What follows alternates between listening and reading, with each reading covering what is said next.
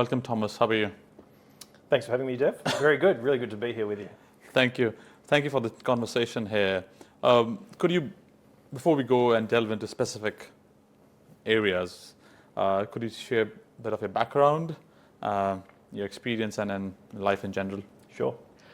I think, my dad grew up in an orphanage in post-war Germany, which I think was quite effective. You know, that flowed through my life.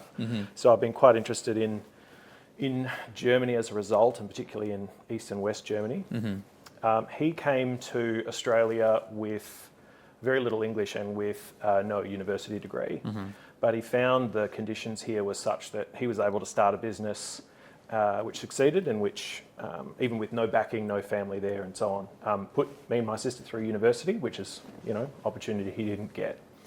So I guess it created a sense of responsibility, or a push to be worthy of the opportunity that he had, you know, given through that sacrifice. I'm very happy that he came to Australia and found the right conditions for that to happen.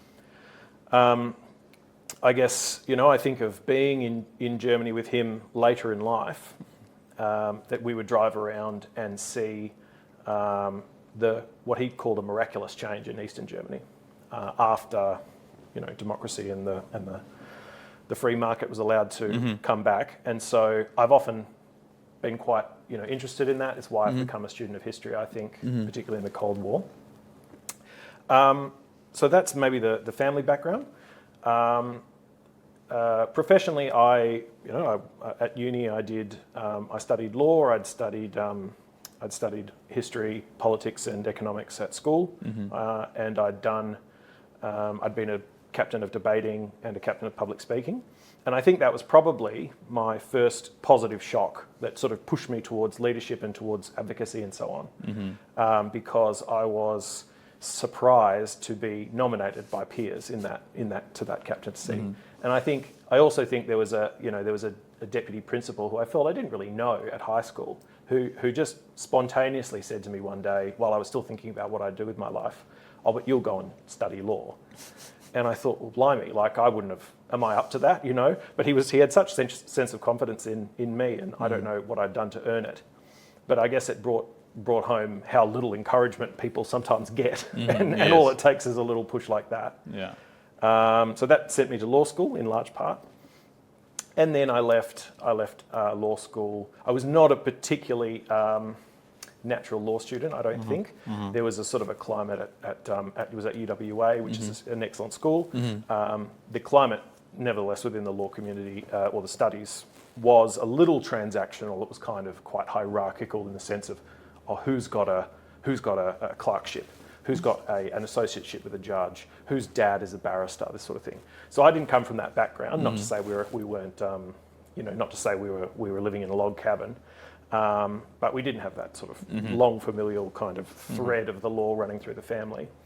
So I didn't want to necessarily, I didn't have a strong sense that I was going to, despite getting about halfway through the law degree, didn't think necessarily I was going to go on and practice. I was at risk of not necessarily even finishing the degree at one point. But I met this psychology professor on a mountain in Vietnam when I was doing my sort of, through Southeast Asia. I was doing this motorbike tour with my mate. We just ran into this guy on the top of a mountain. It was a bizarre scene of like a rope bridge, and it was all misty, and this guy sort of comes out of the mist, this Australian psychology professor. And he told me, essentially talked me into finishing my degree, and then just vanished. And we never saw him again. And my friends laughed because, my dad got so mad because I came back to Australia, of course, and said, "I'm going to finish." And he was so frustrated because he said, "This bloke said nothing different than I've been saying this whole time. And you listen to him, this bloke that you met, covered in bells and dreadlocks and stuff." So it's a long way of saying I finished the law degree. That's good. I was at risk of not doing it, and then got into politics and advocacy ultimately. Yeah. Wow, that's two big words you use in the end. Politics and advocacy. Yeah.